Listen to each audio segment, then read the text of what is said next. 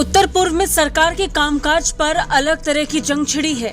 एक तरफ भारत सरकार का दावा है तो दूसरी ओर मणिपुर के हवाले से विपक्ष के आरोप, और इन सब के बीच असम के मुख्यमंत्री की वो कोशिश जिसकी इस समय सबसे ज्यादा चर्चा हो रही है।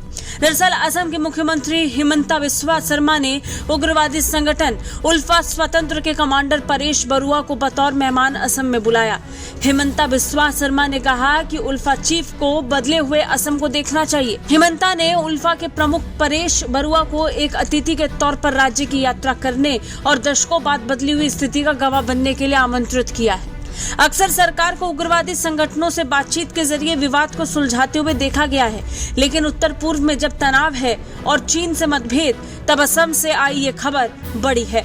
असम अक्सर ऐसे विद्रोह के लिए जाना जाता है जिसमें राज्य का गुस्सा न सिर्फ राज्य सरकार बल्कि केंद्र सरकार को लेकर भी रहता है।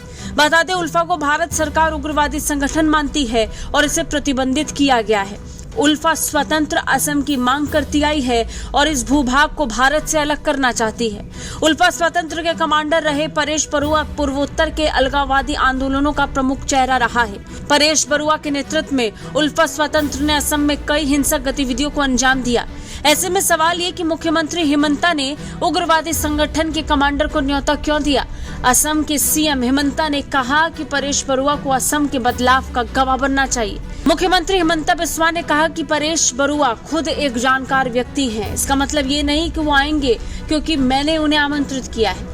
उसके पास अपनी बुद्धि और तर्क है। हालांकि मुझे लगता है कि अगर वो सिर्फ 7 दिन असम में रहेंगे तो उन्हें एहसास होगा कि पुराना असम बहुत बदल गया है।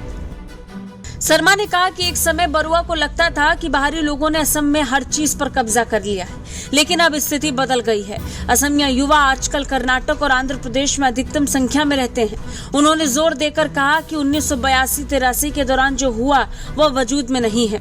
बता दें, परेश बरुआ सख्ती से यह मानता आया है कि असम का भारत से अलग वजूद होना चाहिए ताकि वो अपनी संस्कृति और पहचान को संरक्षित कर सके।